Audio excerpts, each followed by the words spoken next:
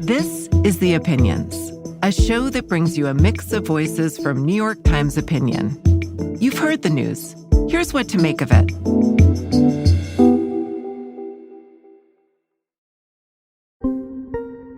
I'm Nadja Spiegelman, and I'm a culture editor for New York Times Opinion. The head of Instagram, Adam Mosseri, ended 2025 with a provocative post about authenticity in AI, saying, "We're going to move from assuming what we're seeing is real by default to starting with skepticism." I'd say that moment is already here, and it's unsettling. On YouTube, more than 20% of videos shown to newer users are AI-generated. Merriam-Webster declared slop was 2025's word of the year, and it's not going anywhere in 2026.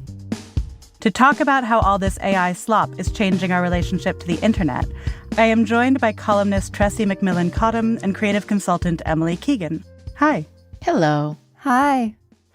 And to start, I want to know, for each of you, when was the first time that you were engaging with something online, thinking it was real, and then realized that it was AI? I am easily convinced to quickly reshare any sort of funny, man on the street content. And so there was one of a guy saying something that I thought was very funny in a way that I found hilarious. And I shared it very quickly. This was Instagram, I'm pretty sure. But something in my gut said that was too funny. It was too perfect for me. And I went back and rewatched it and then caught the sort of unnatural emotion on the face, which I think is, for the time being anyway, is still a tell for AI slop. And so I unshared it so that I wouldn't participate in the AI slop economy. But my defenses are much lower when the content is funny, which I suspect is true for all of us. Can you describe what that emotion was? Well, one, I felt tricked, so there's that sense of betrayal. And then there was also, if not shame, certainly a little chagrin.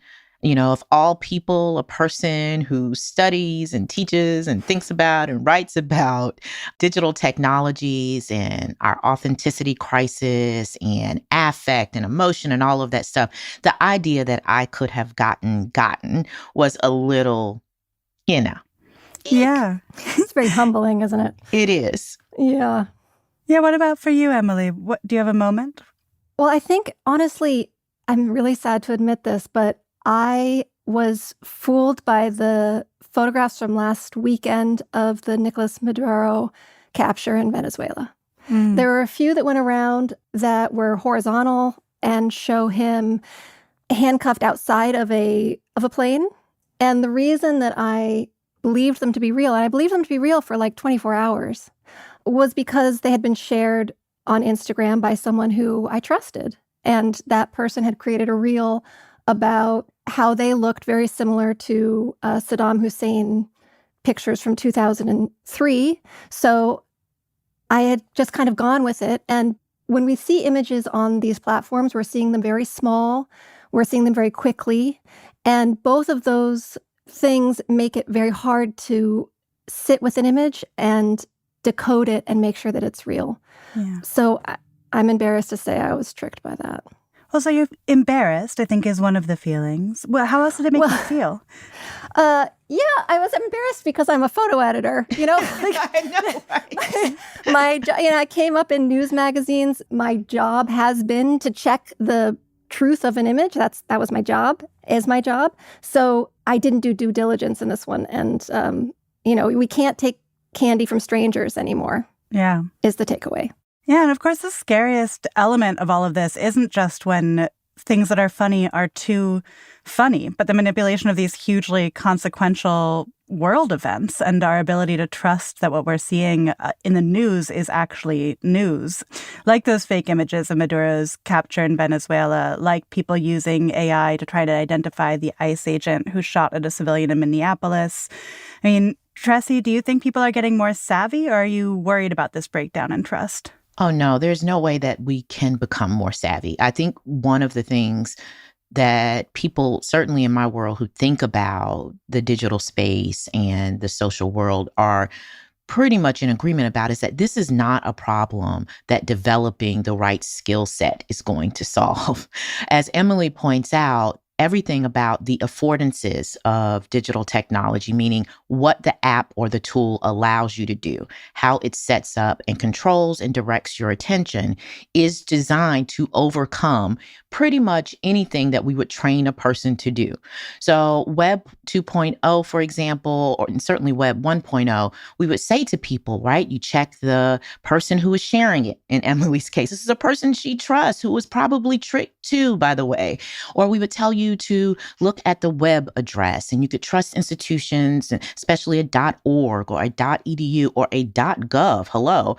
Today, I don't trust almost anything on a .gov website, but those are the literacies that we spent the last 10 or 15 years training people on so that they could be better consumers of information. The reality is that the technology has outstripped our ability to teach ourselves a set of tools at the level of accuracy that I think we would need. The speed is so great. The sophistication of the tool is so good. And there's just so much of it. So you talk about the scale of it. And so it isn't that I am becoming worried. I think the time to become worried is behind us. And I also think that this is a consequence of trust already being broken. One of the reasons that I think the content generated by especially nefarious actors using AI really works on us is because we are already so distrustful of our social institutions, right? So this is one of those cases where I'm not sure that the AI slop is creating the crisis. It is exacerbating it, but it is not creating it. This is a consequence of low social trust already. 100%. I mean, well, I think when Emily agrees with me, I do feel pretty good. I think what we're seeing over the last few days coming out of Minnesota, the ICE shooting in Minnesota, what we're looking at are real video and real photographs. And we are having conversations about how to understand those images. And we're seeing a country divided on what they're seeing. Yeah, I mean, I agree. If we can't even agree on how we interpret real images. And what's so interesting about this Minnesota case is that it also depends on which of these images you're looking at. They're all real footage, but you can see something very different depending on the angle from which it's filmed. And if we can't agree on how we're reading real images, how can we agree in a world where we can't even know if the images are real? From both of you, I'm curious, how do you think AI and all of this AI content is going to impact media organizations like the New York Times? And what can journalists and media organizations do to keep building trust? I mean, I think we have a real opportunity for legacy media to be the place where you go to find real, trustworthy information. What these organizations have in place are teams of people dedicated to verifying images and facts. And when we are scrolling, having their icon next to an image or next to a piece of information is helpful in verifying it as real. Yeah. But I think that one of the things that we should remember is that what we're really focusing on here are how images and text come across through tech platforms, namely social media, right? We're talking about what happens when we're looking at the news or entertainment through Instagram, X, Threads, right? Those three tech platforms have been built around images and the trafficking of images. And they've done very little design work to help make sure that the person who is looking at that image can understand what they're seeing. And print media has spent a long time figuring out how to make sure that when they print an image, the person who's taking that image in can properly read it. An image is very slippery. And the way that we understand the world through photography is not actually usually what's inside the frame, but how it's contextualized with text and design around the frame. And none of those three platforms has done any legwork to make sure that those images are being held properly for the viewer to understand what they're looking at. And now AI is here, and they have a lot of work to do. I would I'd be even more pointed and say there is no economic incentive for these platforms to do a better job of making consumers more informed and making them more media literate. In fact, the incentives are in the other direction. So when the tools become cheap enough and accessible enough, which is what we have seen with things like, Grok or Sora, which is really popular with to manipulate video and photo images in particular, is that the ability to manipulate images has existed for a very long time. It is now, however, sort of democratized. It is available to so many more actors. We saw what happened, though, when that came for text, right? So one of the reasons that Twitter became such a lightning rod in the popular discourse and in political discourse was because people had come to trust the text that was shared on Twitter. And then suddenly it felt like overnight, right? You were overwhelmed by, what we might call pre-AI slop, or, that moment right before the AI slop, which is you were flooded with questionable text suddenly. And you see a decline in trust, but you don't necessarily see a decline in people using it. So the takeaway, if I'm a person running a social media platform, is people will not change their user behavior based on whether or not they trust the platform. They will change their user behavior based on whether or not it's easy to use or it appeals to us emotionally. That means the incentives aren't there to be a trustworthy media platform. And that is actually not a job that the platform itself should be deciding, right? The real question here is, where is the government? Where is legislation? Where is sort of popular outcry to say we deserve a better media environment than the one that we have? If we leave this to just pure economic incentives, the social media platforms are doing exactly what they should be doing. They are making us feel something. They are not necessarily informing us. I think that's such a good point. And to that point, that they don't have an economic incentive to regulate this, but they are driven by what people will look at.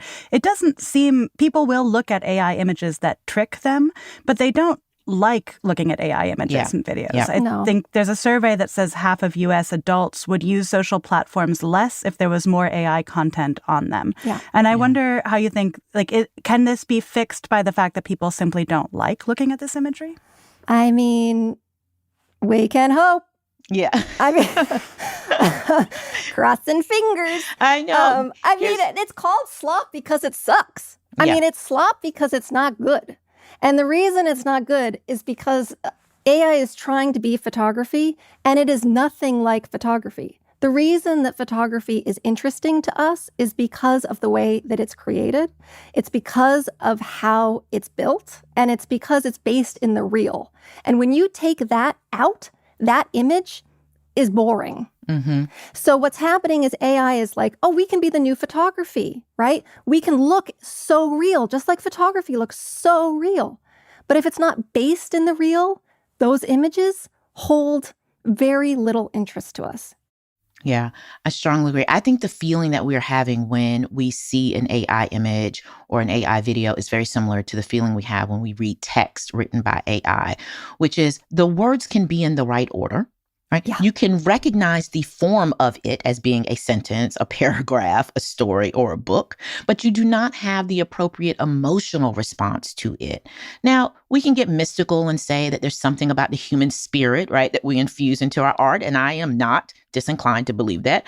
But I think that whatever that process is, AI can look like reality, but it cannot communicate emotionally to us in a way that resonates as being authentic. So I actually think using the word authentic to only speak about the aesthetics of AI is not exactly right. Something can be very beautiful and still leave you cold. And what I think people are experiencing is, hey, that was a really cute thing of a cute puppy jumping up and down on a trampoline. I should like that. And instead, I don't really feel anything, right? Having said that, we have spent the last 30 years developing a pretty nasty habit of scrolling. And I think it is going to take a lot more than a couple of, feelings of betrayal to interrupt that loop. I've got to tell you, I'm in a group chat with a group of elderly people who I love and respect a lot. That's why I'm in the group chat. It's my mother and some of her friends. And I think technologically savvy, right, are used to using it in their work lives and in their personal lives. And they're crazy for AI images. Oh, Yeah. God. They are crazy about them. They are making them, posting them, sharing them constantly. And you can No. point out to them, I will say, hey, auntie, that is AI. Oh, yeah, I know. Ha, ha, ha. They are not actually then looking for or responding to authenticity. They're sort of responding to this the way I think about the art they sell in the mall. Right? Like nobody is going up to look at that art so that they can have an emotional experience with it. They're consuming it on a slightly different level. I think the conflation of those levels, though, do create a social problem for us. But I say all that to say, I'm not sure that leaving us emotionally cold is going to be enough to break the habit of using these tools. Yeah, I think you're creating such a good distinction. Can AI create art? And art is something that we think of as a way of communing with another soul. And if AI does not have a soul, then it cannot create art. And then there's what are we doing when we are scrolling on our phones, when we are addicted to social media? We're not looking for the same experience that looking at a painting in a museum gives us. We're actually looking for a much sort of cheaper, faster emotional rush. And perhaps AI can do that. And if it can do that, we will continue consuming it. Emily, I'd love to know your thoughts. I mean, I think AI can create art, though. I mean, wait, hold on. Do you, Emily? I'm surprised. I You mean, do? You can't be a person working in photography and say that something else, and say that a new form of Technology is not art. I mean, Okay. and I've seen. I mean, there are photographers who have been working with AI recently who are making incredible things. When AI works as an art practice, it is hyper conscious of itself as it's speaking to AI and talking about the medium in the process. What I hear is that you're saying one that is honest. I also just saw a really beautiful art piece that a local artist did recently where he superimposed using an AI prompt to try to recreate an memory that he had of a house from when he was a child. And then he takes the AI image and he sort of paints through that. And so you see both the AI impression of what they thought he was describing juxtaposed against his painting of his memory, right? Again, super self-aware, right? Amazing. Very Yeah. referential. I absolutely would call that art. I do question, however, the difference between experts using it, or artists, I should even just say, using the tool to bring to life the conversation they want to have with the culture, and an AI prompt that someone comes up with off the cuff to send each other, a funny video of them dancing in a Santa costume. I don't think that there are that many incentives for us to make that distinction online is part of the problem. And I'm not sure that we have the shared sensibilities to care that there's just so much more of the AI slop than there is the sort of, artistic interpretation of AI. Yeah, I guess I would say that if I'm taking a funny video of myself via AI and I turn myself into a cat and I send it to you, that's not slop. I want that. I would love that. Don't you want it? Yeah. You want that. You would enjoy that, no? Well, cats are the reason for the internet, arguably. I get that. And it was but you would enjoy this. You would enjoy it. I mean, it's like there's not a big jump between, the filters that we have on our phones already and putting it through the tool of AI. I think when we talk about slop, what we're talking about is that it's not well done. I mean, I'm so interested in this question of can AI create good art? But I think the part of that question gets to how do we define art? My dad is an artist, and when I was like 7 years old and he was about to go into the dentist chair, I asked him what art is, and he always asks for laughing gas at the dentist and says that this is a really good time for him to think. So he was like, hold that thought, and then got a lot of laughing gas and then came out and was like, I know the answer to this question. And the answer he gave me then, and it's been really useful for me my whole life, is that art is the means through which we gave shape to our thoughts and feelings. And it's very much a definition that comes from a perspective of the artist, but I think for even as a consumer of art, part of the joy of it is feeling like we have connected with someone else's experience of the world, or we have connected with someone else's emotions. And I think that AI just can't do that. Emily, I'm so curious about your thoughts on this because I love that you want to defend that AI can create art. I think it's so interesting. Well, AI isn't creating art. The person who's prompting AI is creating the art. They've are making a choice to turn on their computer and type in some words, and those words produce something. It's the same process for the reason you pick up a pencil and draw, or the reason you decide to click the shutter. I mean, the person making the prompt is the artist in that conversation. They're making the choice to start that art process. It's a tool. I hear that. But that is not actually why we have so much AI slop. It isn't that there are billions of people programming and going and putting in one prompt at a time. It is that you can create an AI that will create a prompt based on generative AI text. The steps of human removal from the process isn't just human to prompt, right? And if it was, then maybe, I don't know, maybe we'd just be talking about the new era of, of pop art. It is that there is a point at which the human can absolutely be removed from the loop entirely.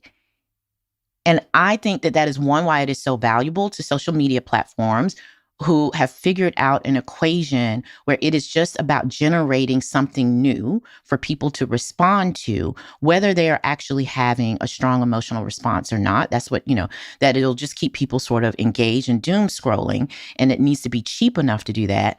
So I think one of the reasons that, again, we feel so cold is that a lot of this actually isn't a human being sitting down and writing a prompt, right? I think the technology could improve and it could be harder to discern, and we would still be left emotionally cold when we engage with it. Can we also talk about just the aesthetics of what it is that AI creates? Because I think that is changing rapidly as it gets better and better at making things that look exactly like the kind of art we create. But in the past year, we call AI slop, but what we think of when we think of AI-generated imagery is actually something that's like really slick and perfect, and is sort of also akin to Trump's tackiness. I think there's a reason why he loves sharing this kind of video. Yeah. I'm curious if either of you think that AI itself has its own aesthetic, how you would describe it, and where that aesthetic comes from. Well, I think it's changing.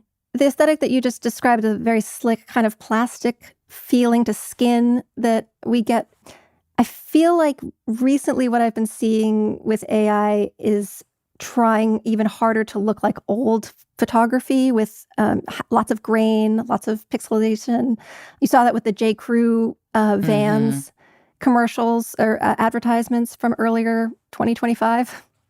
So I think it might be changing a little bit. Yeah.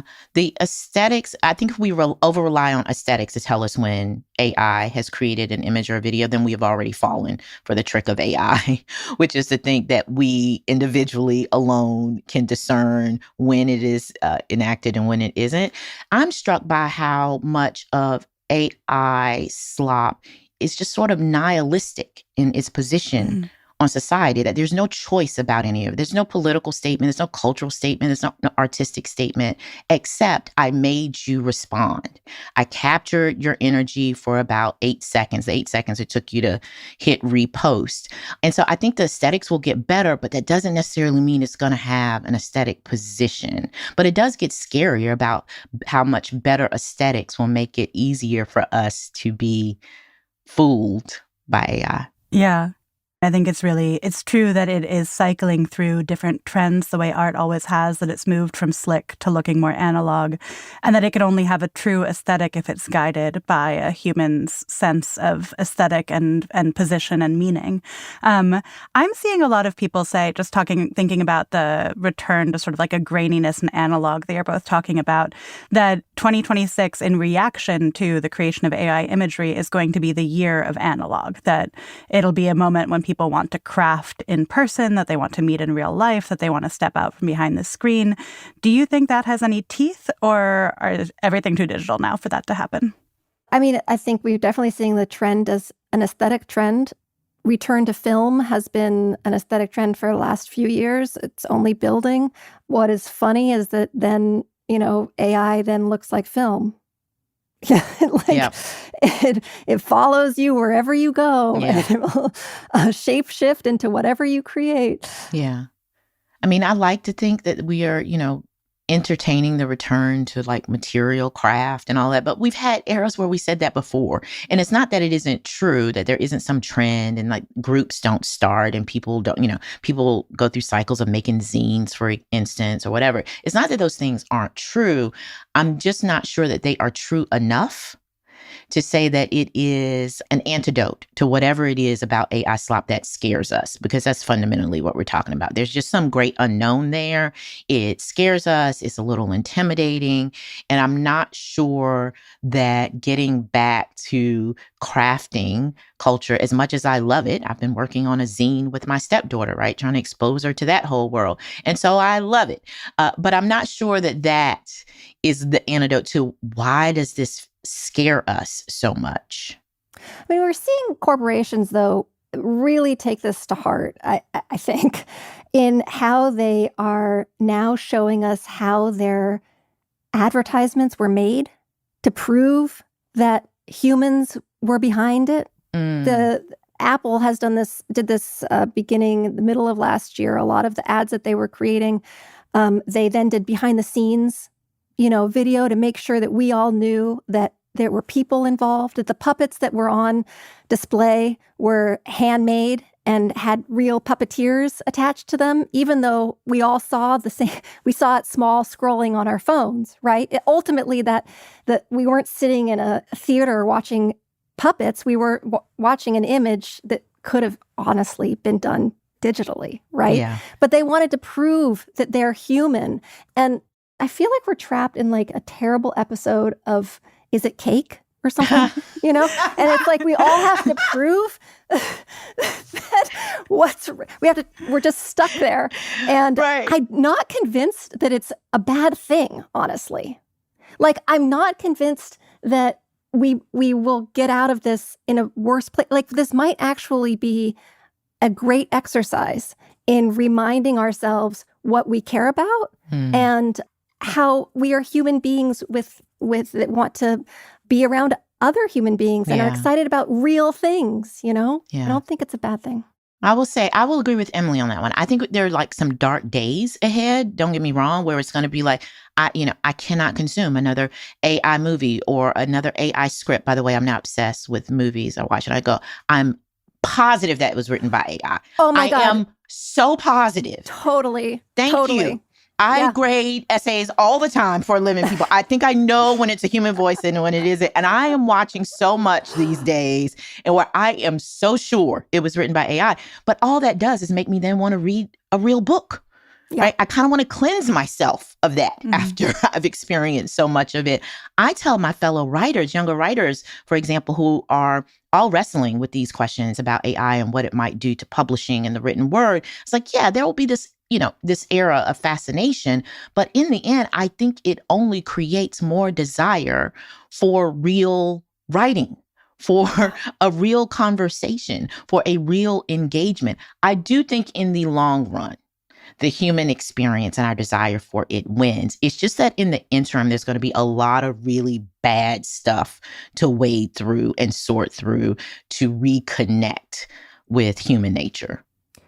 Yeah, if we just look at the history of photography and what it did for painting and how painting still sells at a much higher price point than any photograph ever taken. And it's because of the human hand attached to the act of painting and not about how much time it takes for a photograph to be made by a professional photographer, because we know that a professional photographer could take years to create a piece of art and it'll still sell for less. And we have to ask ourselves why. Because it's not just about the amount of time put in, but about how we understand the role of machine in creating a piece of art and whether or not we value machine-made objects and art as much as we value art and objects that are made with the human hand. Yeah. And I also think that feeling that you're describing, Tressie, of like, I need to cleanse myself by reaching out for connection, or that you're talking about, Emily, of I want to feel the human hand behind this piece that makes us still value painting, even in an era when an identical image could be created by a machine in seconds, that creates these existential questions that are actually hopeful and useful for us of what is it that we want from the world and what does it mean to be human. But as you said, there's dark days ahead. We're not there yet. And I wonder for during those dark days, as we're being inundated by more and more of these images, I personally would love tips on how to spot AI content. Oh. I know you've said throughout this conversation that it's getting harder and harder to spot, but as journalists and consumers of culture, how do you still try and differentiate things? Okay, I'm going to answer your question, but I keep thinking about, you know how whenever there's a flood, there's a photograph that shows up of a shark in floodwaters? Mm-hmm. That's like years old. And every time I'm like, oh, wait, no, that's fake. You forget every time. I forget every time. So I don't think there's a way, honestly. Yeah. I think that the reason you know that there's not sharks swimming in the flood outside your door is because it's not in the papers of the New York Times.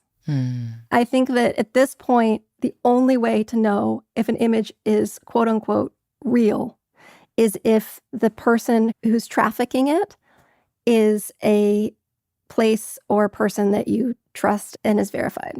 Yeah. So listen, you're on TikTok at 2 a.m.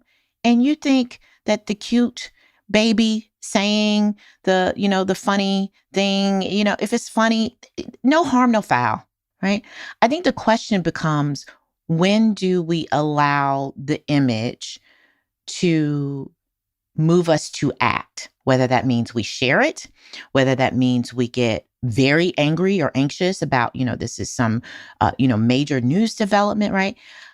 Then the question becomes, wait, is this real? That question becomes all the more important. So I think the first question is, does this make me want to do something? Am I enjoying it too much is one of the questions I ask myself. Do I agree with it too much? If so, that may be less about the artifact and more about how it confirms my biases or my beliefs or makes me feel right or makes me feel superior. So one of the easiest things we can do is, do I like this too much? If you like it too much, interrogate it. That's all. And if you can't easily interrogate it, maybe we don't share it. Maybe we just had a little blip of enjoyment online for 8 seconds, and it's okay to let that just wash over us, because ultimately that's all AI slop is designed to do. It's just supposed to wash over us. That is perfectly said, Tressie. Thank you. Absolutely. Although I hope that we can also all go outside and touch something real. Yes. Please go outside. I cannot encourage people to do that enough. Go outside and remember what the sky looks like, everybody. And on that note, Emily, Tressie, thank you so much for being here. I hope that you find genuine moments of feeling and connection in your day amongst the AI-generated imagery. Listen, if you dress yourself up as a cat dancing, just send it to me. I just want to see Emily's that. The audience for people as cats is what I'm taking away from this conversation. Thanks for having me. Thanks for having me.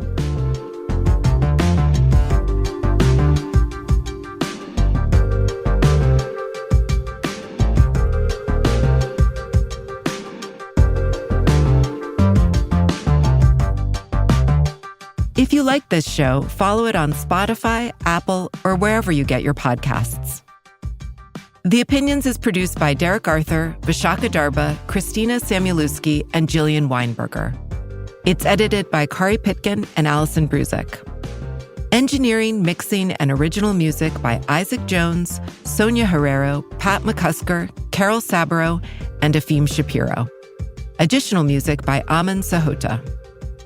The fact-check team is Kate Sinclair, Mary Marge Locker, and Michelle Harris. Audience strategy by Shannon Busta and Christina Samuelewski. The director of Times Opinion Audio is Annie Rose Strasser.